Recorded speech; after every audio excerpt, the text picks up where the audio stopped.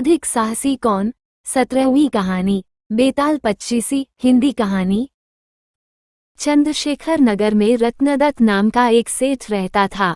उसकी एक लड़की थी, उसका नाम था उन्मादिनी। जब वह बड़ी हुई तो रत्नदत्त ने राजा के पास जाकर कहा कि आप चाहे तो उससे ब्याह कर लीजिए। राजा ने 3 दासियों को लड़की को देखाने को कहा। उन्होंने उन्मादिनी को देखा तो उसके रूप पर मुग्ध हो गईं, लेकिन उन्होंने ये सोचकर कि राजा उसके वश में हो जाएगा, आकर कह दिया कि वह तो कुलक्षणी है। राजा ने सेठ से इनकार कर दिया। इसके बाद सेठ ने राजा के सेनापति बलभद्र से उसका विवाह कर दिया। वे दोनों अच्छी तरह से रहने लगे।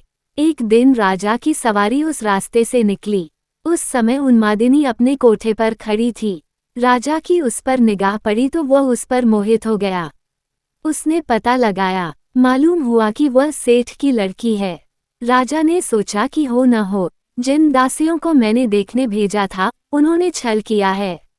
राजा ने उन्हें बुलाया तो उन्होंने आकर सारी बात सच सच कह दी। इतने में सेनापति वहां आ गया। उसे राजा की बेचैनी मालूम हुई। उसने कहा, स्वामी उन्मादिनी को आप ले लीजिए। राजा ने गुस्सा होकर कहा, क्या मैं अधर्मी हूँ जो पराई स्त्री को ले लूं? राजा को इतनी व्याकुलता हुई कि वह कुछ दिन में मर गया। सेनापति ने अपने गुरु को सब हाल सुनाकर पूछा कि अब मैं क्या करूं? गुरु ने कहा, सेवक का धर्म है कि स्वामी के लिए जान दे दे। राजा की चिता तैयार हुई। सेनापति वहां गया और उसमें कूद पड़ा। जब उन्मादिनी को ये बात मालूम हुई तो वह पति के साथ जल जाना धर्म समझकर चिता के पास पहुंची और उसमें जाकर भस्म हो गई। इतना कहकर बेताल ने पूछा, राजन, बताओ, सेनापति और राजा में कौन अधिक साहसी था? राजा ने कहा, राजा अधिक साहसी था, क्योंकि उसने राजधर्म पर दृढ़ रहने के लिए उन्मादिनी को उसके पति के कहने पर भी स्वीकार नहीं किया और अपने प्राणों को त्याग दिया।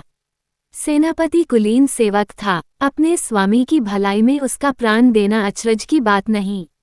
असली काम तो राजा ने किया कि प्राण छोड़कर भी राजधर्म नहीं छोड़ा। राजा का यह उत्तर सुनकर बेताल फिर पेड़ पर जा लटका। राजा उसे पुनः पकड़कर लाया और तब उसने ये कहानी सुनाई।